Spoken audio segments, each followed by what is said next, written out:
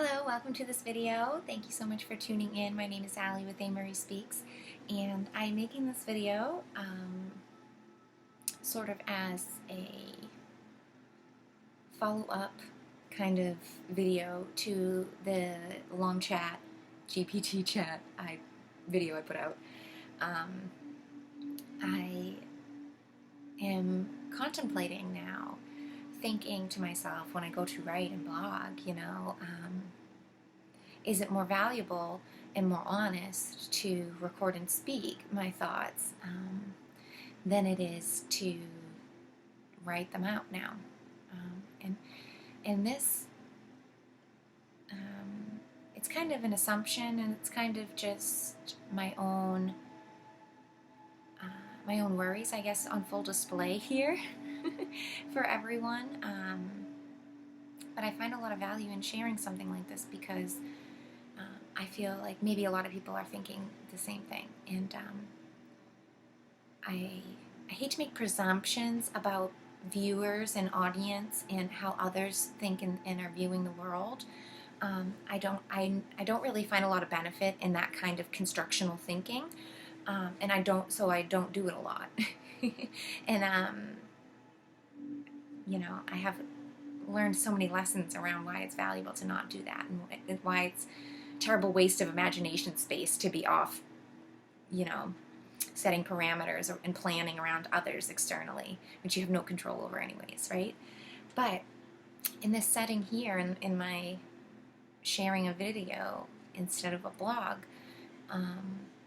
it comes from this reasoning, and it comes from this kind of preconception that perhaps others could say or think, oh, well, did Chat GPT write this? Is this even something that she wrote? And furthermore, it's sort of just a general degradation of or dilution of writing as a valuable thing in general, I feel. Because when we devalue human expression and the written word so much that we just can outsource it to a machine and say that it's of the same quality and value, or try to present it that it is of the same quality and value, or even better than the average quality.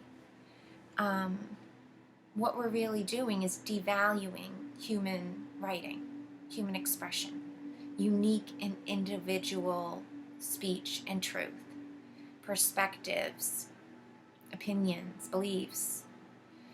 And it's a very slippery slope. And for someone who loves expression and words, and who really sees great joy and appreciation and entertainment even in unique human individual expressions out there, it's a sad and demotivating place to see the masses kind of with their faces glued to the screen over in the artificial side, just so took up by it, thinking that, it's so much better than original or human or whatever. I feel a great falsity in that, and I talked a lot about that in the long chat of GPT. So if you didn't see that video, or you saw that it was like an hour and you're like, I don't have time for this, I'm totally with you. I didn't mean to talk for that long at all. I thought I was going to talk for 20 minutes, and it just went on and on. So I don't blame you if you don't have the time for it or you haven't seen it. But I talked a lot about this sort of comparisons and doing thinking on our own to try to find out where we lie on that spectrum of value. Do we value organic human creation and expression, or do we overvalue artificial intelligence, or artificially orchestrated things, systems, and entertainment and structures and expressions? I guess we're going to have to call it expressions, And this is another thing, the intermingling and the chaos that it causes about what's truth, what's lies, and what's organic, what's original, and why, and how, and where. They try to gray all of the boundaries. And sacred boundaries are crucial. We see them everywhere. In natural, organic settings, and in all of the web of life and the ecosystems and the seasons and all of this sort of natural playscape here, that it just rolls on and on and on, and we could sit and witness.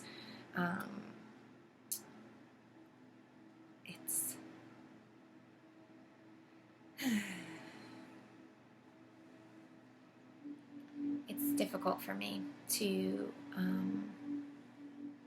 look at the event horizon and see the personal impacts of it, and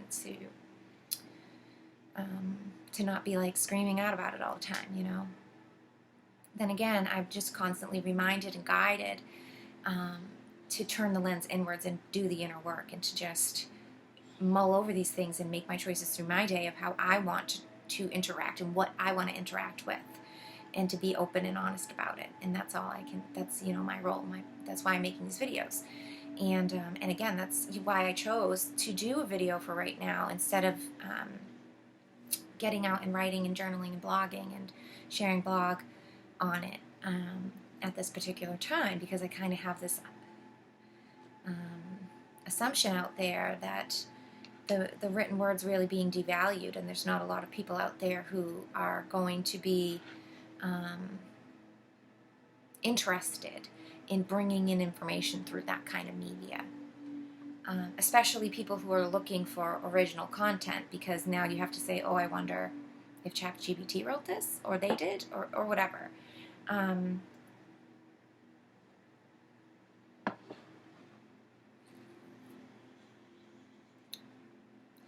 Double-edged sword, Maybe it's the swinging too. Does it have to swing so far one way so that we realize the extremes and we can find a more harmonious middle ground?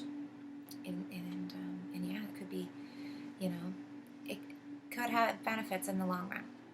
But right now, in the short run and in the present moment, when I'm thinking about creating content and I want to talk about things, especially things around truth and integrity and honesty, it seems better to make video content than to write about a blog.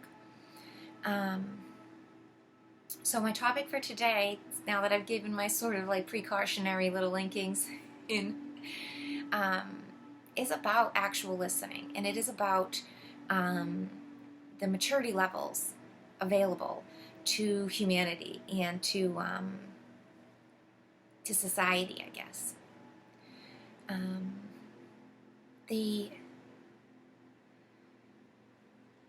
The concept here is that as you get older, you mature, and as you grow and become larger in proportion and size, you go from being a child to an adult, and there's this change in thinking.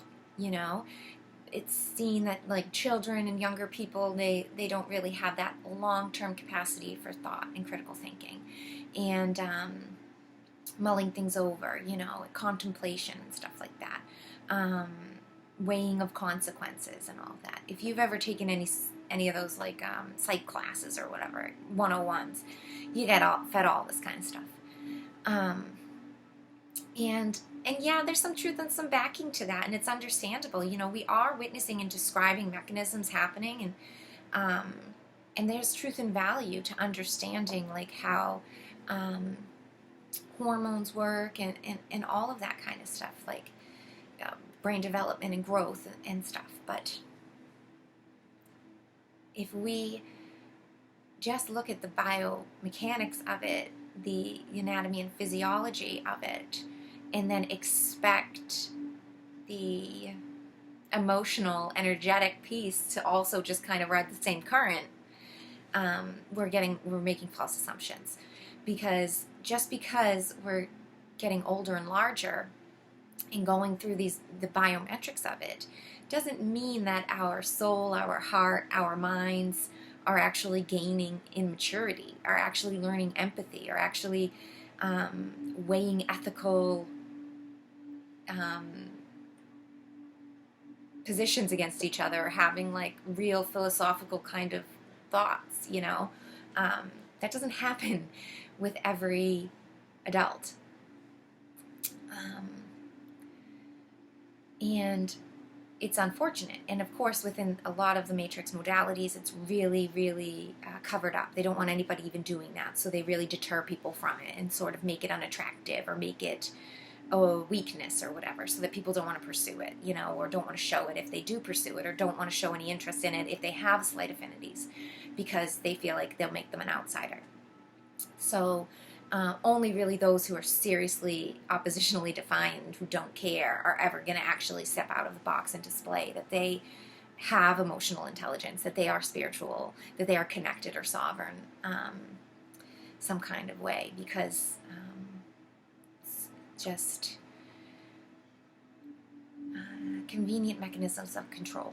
But not everybody falls under them, just like not every adult matures mentally as well as physically. And also, when we remember, you know, intelligence is measured in lots of different categories and understandings, and everybody's not, you know, having the same ratios of types of intelligence. And some people are stunted in certain areas and are really overdeveloped in others. And again, but we're deterred from understanding and intellect in that kind of way. You know, they've really corralled psychology, psychiatrics, and the neurology. Everybody's in their own little space and place and doesn't really interact. And if they have a question that's in the modality of the other, they don't find themselves worthy of learning in that capacity. They just go and ask the expert in that capacity. And they don't, you know, it's a top-down hierarchy. You stay in your lane and you do your little job in your cubicle. And if it's another cubicle's job to do X, Y, and Z, then you just pass it on to them and they do it, and then they give something back to you about it. You know, that's what I'm talking about again with like being third-party observers. I was talking about that in the original chat, the long chat. You know, they've created this sort of third-party observer role for AI, and it's the great inversion of God. You know, this is what they're trying to do. To make a fake system that runs better than but just like the organic. It's so odd that you would try to do that. Why wouldn't you just stick with the original and just go with it because it's the best, and develop it for the best of that? But you can't harness energy in that way, of course, for your own benefit. So that's why it's the great inversion, negative. But yeah, again, I'm rambling about it. But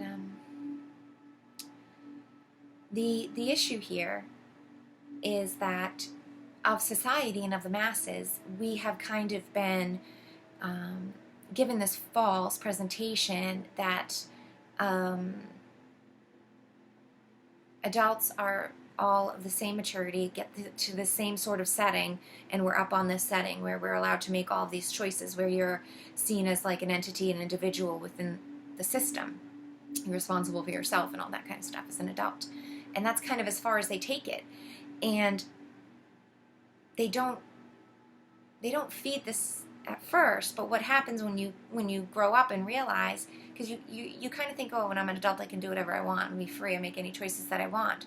But when you finally get on their little pedestal pillar as an adult in the matrix, you realize that you're handed down this like roll of instructions and directions and sheets and laws and all these things that you're only allowed to do. You better not step out of line.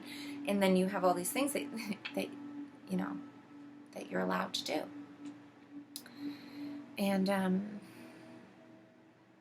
for a lot of people, that's just the way it is, you know, and they're okay with that. You know, they'll read off that script forever, and they won't really see outside of it.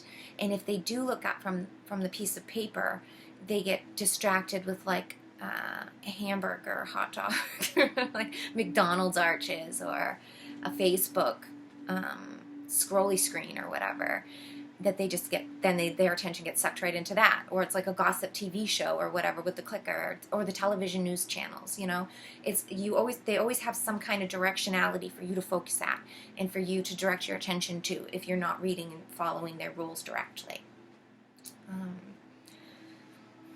Except for some of us, you know, it doesn't work on some of us. And that's here kind of what I want to talk about in comparisons. I want to share and explain, because there is some kind of difference between those of us who see the BS and who actually speak up about it and who don't want to be a part of it, and then the rest who either are ignorant or, you know, choose to be blind to it or are just a part of it, you know. There's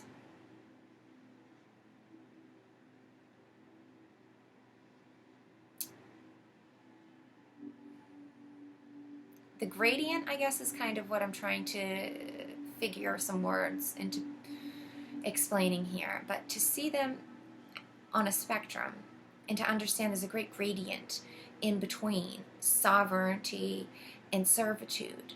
And their whole point is to mull over such the gray into such a way that you don't really realize that you're kind of over on their side of the scale instead of more over on the sovereign side of the scale. And for people who aren't really aware and who don't fully value their sovereign truth, it's very easy to get off of kilter. Just like, say, if you're out at the beach and you're swimming in the waves, right? And you have your stuff on the shore, with like a bright umbrella that you know is yours, right? And you have that marker. If you have your face towards the marker and towards the shore and the beach, and you're swimming, and every time you're looking back at your umbrella and you're keeping in your little space, you'll be fine. But if you turn your back to the shore and you start swimming off and having fun with your friends, playing catch, like doing whatever, not ever checking back there, before you know it, you're halfway down the beach, right? And you're like, oh my God, where's my stuff? What happened? What? And if that's like me, like one time that happened to me and I wasn't paying attention, I was with my son and my boyfriend. Oh, this was years ago. This was, you know, my 16-year-old was like 6.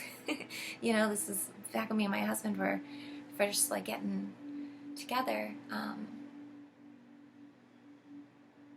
We did that.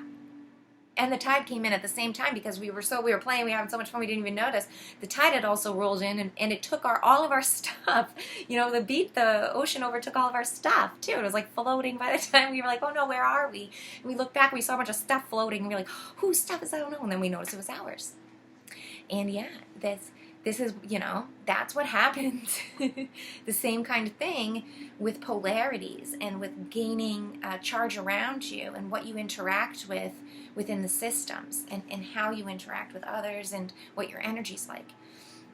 If you don't keep checking your marker and keep recentering yourself, the tune of the negative matrix will carry you along, because it's designed to do that in so many layers and ways that really, if you are not paying conscious attention, doesn't matter how smart or how bright or how many times you've lived, how many lives you are, whether you're a starseed or whatever you think you are or know you are. I'm not trying to say that's false by saying you think you are, like in that way. But, you know, whatever you feel you are, whatever kind of higher being and worth that you feel you have, if you're not embodying it and living fully in it and vibing with that frequency and owning it, if you turn your back on it, everyone is susceptible to the melody of the matrix. Everyone's susceptible to that undertow feeling. It's so gentle. It is so subversive and under the radar that it will influence you. So don't be so egotistical or so, you know, wrapped up in your own thing that you forget to keep rechecking your marker, realigning with positivity, with service to others, checking your intentions, checking how you are responding, reacting to things, you know, doing your energy alchemy and really allowing that heart center to speak so that your truth meter can be honest and regulated. That's what we're here to do. That's the purpose. That's the training school we're in, really. But there's so many distractions. There's so much physicality and real world interactions that are, you know, Half of them are orchestrated by the Matrix to keep people subversive into their systems, and the other half is organic and wonderful potential out there. But it's up to you to stay focused and to listen and to hear and go where you want, and to not be trapped in their tune and their flow, and all of a sudden, before you even know it, you're halfway down the beach, Okay, and to bring into my main topic again, because I've kind of circled around it again, with this responsibility, sovereignty, maturity that I'm speaking about, right? A great marker in understanding when we're asking ourselves, am I a sovereign, mature person? Trying to be honest with yourself and interact with others out there in the world. It is really difficult. It's confusing and chaotic. And so if we look out for markers, right, and we feel emotional responses and intention, that will always kind of be a great guiding and great looking back at that, at your umbrella on the shore, right? So a marker between people who are sort of actually mature and those who are just large adults who haven't actually done the maturity work, there is this line of attention and of communication that really signifies whether people are awake to their sovereignty and operating in a good sense, or if they're asleep and sort of like on an autopilot or driven by negativity or their shadow. And that's the quality of listening. Is that person capable of making that step that it takes to be a listener? That it takes to just shut your own mouth and hear what other people have to say. Not listening to pick apart, not finding keywords to jump out, not holding in comments to just reply back at them to make them see your way, to make them feel how you do about it, but to stop and actually allow that space of communication and common respect to seeing that other as a sovereign being with a right to their own life, perspective, and opinions, and to hear them just because you would like to hear what another person sees from a different view. Not many people are capable of doing this. And this is how, when we look out into the world, and when I look out and interact with others, engage with interactions and where value is at and stuff, I test myself and others with this quality of listening. And this is also how I know how I am feeling, whether my light is really full and charged and I'm operating at full capacity, or whether maybe my energy level is dimmed and lower, and perhaps I've need to be fueled up, and more shadowy things are kind of like yelling out, because when you can't listen, or you feel impulsive, and you feel this need to be seen, this need to speak out, this need to assert your opinion, that in itself is like an invasive kind of intention, right? It's forceful and controlling. And that really, we should be asking ourselves why we have that, why we want to do that. And remembering that anything that's infringing or invasive or seeks to control another's perspective, assumptions, ideas, actions, that's negatively aligned. That is Luciferian, by definition, satanic, right? Do you want to be like that or not? And it's not about condemning yourself and saying, oh, that's terrible, I am like that, oh my God, I'm evil. No, it's about saying, oh, why do I feel the urge to speak over others? Why am I feeling this pedestal of superiority, like I know what's better for them? Would I want someone, does anybody out there stand on a pedestal above me, telling me what's best for me, other than me? No. Or if it is yes to you, and then you do realize, oh yeah, I do always, my dad has always been that way, or my mother's always been that way, or my grandfather, or oh wow, I really do always seek back to this one expert, or this news channel, or this broadcaster, or this person. I always do go and subvert my authority over to them. Why? That's uncomfortable. I don't want to do that. having those kinds of conversations, if you have the capacity to do that, then you're maturing, then you're awakening to your full potential as like a real adult, as growing into yourself more. But like I said, not everyone is at the capacity. Everyone's at different levels with different ratios. And when we start to align with our truths and start to really be good listeners and actually be co-creators, in life and in communications and in experiences, it becomes infused with unconditional love and respect, and like you don't really want to infringe on others because you wouldn't want to be infringed upon. And you want to figure things out for yourself, so you want to let others figure things out for themselves. You want to be respected and understood. And so you offer respect and understanding to others. It's so simple to people who get it, who have the conscious capacity. But those who don't have the conscious capacity, it's in one ear and out the other, unfortunately. But we do have to interact with people like that. And we do have to keep ourselves, positively aligned in those kind of interactions. Because sometimes, for those of us who see the higher pictures, the bigger scope and stuff, we as a means of higher good or encouragement or offering more information, helping, we really want to bombard people. We really want to offer those things out to those who we feel don't see it. Like we're doing something great for them. But only those with eyes to see and ears to hear ever get what's meant for them, and in a way that's meant for them. And so it's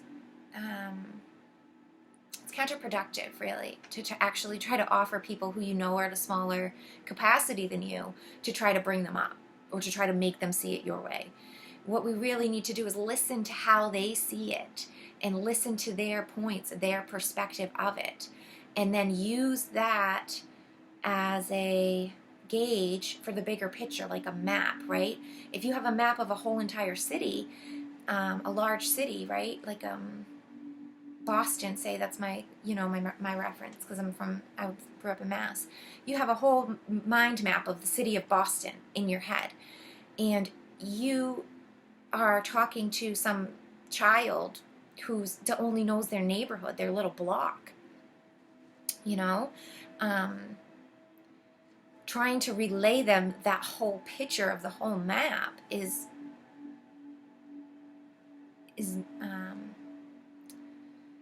trying to the metaphor is I'm not speaking it well, but trying to teach them how to navigate the whole entire city of Boston based on their small learning of just their area. You wouldn't start off in an area they've never even been to, right? Say they live like over by like the aquarium in whatever area that is, like over at the South Shore, I think it is. I forget what they call that area of Boston, Back Bay or something.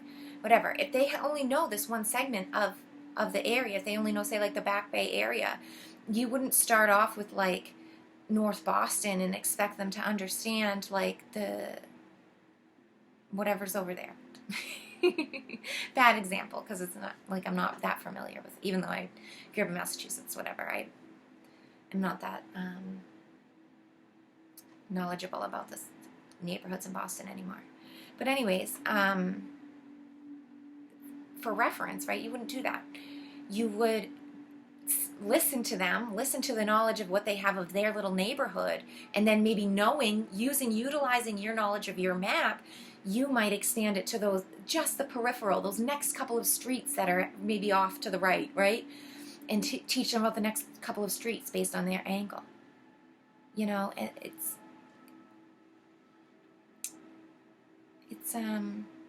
when we listen and we interact with others to actually help them to learn information at their level, information that's valuable to them and that will help them navigate and make better choices in their little reality bubble, that kind of communication and service more positively aligned, and it actually can help find better solutions for that person. And it teaches us great information. We don't have to share the whole map of Boston and prove we know all of the subways and all the routes and all the back streets and all this and that to this little kid in his neighborhood. why would we feel like that? Well, sometimes we do, because we have these problems with worth, and we want to assert ourselves and prove that we're so knowledgeable. But it's wasted on somebody like that. You know what I mean? If you offer it in that kind of way, it's not wasted, and it's a wonderful use if you get down to their level, and then you can teach them about their little neighborhood in more depth, because you do have that great knowledge.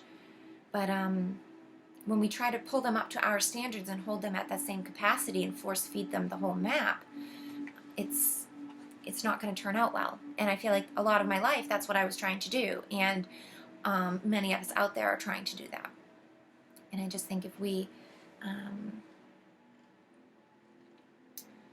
had better communication and better offerings of listening and proving how to listen to people, that maybe we would make longer strides, get to better solutions. And yeah, so that's the main kind of topic and structure that I was hoping to kind of speak about, was about person-to-person communication, relaying information, speaking honestly, and the huge block or piece of the pie that listening is, and having the capacity to listen, and the willingness, and the intentions, because not many people do. And until more and more people can really actually do that, we're going to just be screaming out, at each other, I think the solution's this, I think the solution's this, and this person's solution is this, and this person's solution's that. But there's nobody actually listening to the solution. Anybody, to say, oh, this is the best one, or this, and this from each of these is great, so let's do that. Right? Now they're trying to slyly add in a weird third-person observer of AI so that everybody can just keep screaming and then ask their device what's the best thing. And AI is going to listen to all of them and parrot out what the best thing is. But we have to remember, like the man behind the curtain, the Wizard of Oz kind of thing, right? That AI is sponsored by people, right? We have to remember it's sponsored by psychopaths. The algorithms are not actually positively aligned and seeking harmonious solutions, right? They're orchestrated to find negatively aligned solutions that bring cattle into the slaughter for the system. But if people never stop to listen and stop to hear each other and actually do the seeking on their own, if they keep just outsourcing their thinking power, then we can get into a really dangerous space. Which, yeah, I talked a little bit about that in the long chat. So I'm going to keep this one short. I really just wanted to bring to the forefront the important piece of listening and communication, and also of understanding that humanity is multifaceted, and even though we're fed this sort of linear scope of like how you grow and evolve and how you get bigger and your knowledge gets bigger, and then you're an adult and you're on this certain setting and you've just made the marker within the system, and now you have all these different rules to follow because you're an adult. The false linear staircase, that we're fed in the Matrix. If we could actually pull away from that model and understand that actually, like, there's 27 different staircases to climb, and it's one of those weird mazes, like on the posters where you'd see like the stairs, some of them are at the ceiling and some of them are down and around. It's like an optical illusion. You can't even tell how you would walk on those stairs because like they're at all different angles. That's the truth of it. And it's magical and multifaceted, and it's all intelligently aligned and ever-changing and morphing, just like Harry Potter staircases in the Hogwarts, But if we just take the chained down, cemented version in the Matrix and just walk up their stairs and think we got from A to B, we're missing out on all the magic and all the chances to go and find your own way and be organic and true and alive in your honest role that you're meant to play. So yeah, that's mainly what I wanted to encourage and talk about here after I had time to reflect and put out that other video on Chat GPT. wanted to do a long blog and really talk about the art of listening. Again, I wrote and I'll put my blog and podcast on the original art of listening that I did before, but it's such an important concept to me. It's so human. There's nothing more definitive of life than of having a conversation with another person face to face. Excuse me.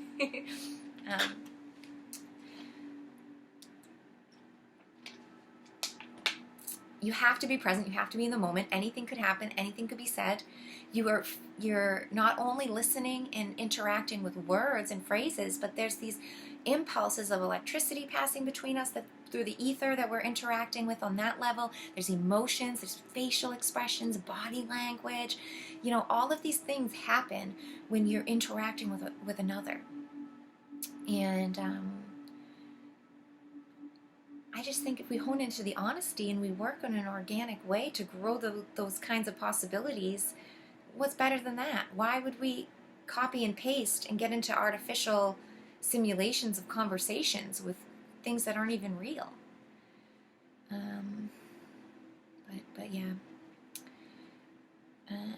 that's the kind of choices and comparisons that I feel like I've been at, and this is why I decided to kind of make this into more of a video than to blog it out and to have another sort of write-up on listening and communication. So if you like this little rant, thanks for listening. I'd love to hear your comments, so leave messages or replies. You can send me an email if you'd like to. If you'd like to talk more about this kind of event horizon that is coming with this sort of third-party observer, the false surveillance state that's approaching, I think it's a never-ending topic that could really be sort of, contemplated around. So if you have something that I didn't talk about and you'd like to hear about it, leave a reply. Or if you see some kind of weirdness about it that you haven't seen anybody mention or be weary of or point out yet, I'd love to hear it too. So you can leave a reply about that. So thank you for listening. I hope you have a beautiful day wherever you are in the world. And I hope you'll check me out next time.